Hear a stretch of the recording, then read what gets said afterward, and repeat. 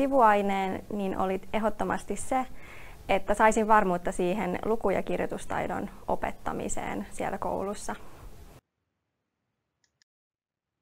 Laajentamaan mun osaamista myös sinne esiopetuksen puolelle, että siellä voisin toimia opettajana myös.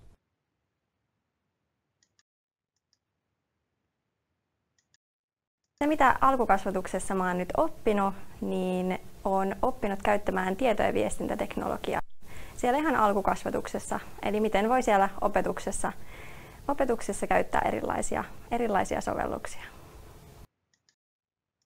Mä oon oppinut alkukasvatuksen sivuaineessa toimimaan myös varhaiskasvatuksen opettajien kanssa yhteistyössä ja silleen saanut kokemusta siitä moniammatillisesta yhteistyöstä.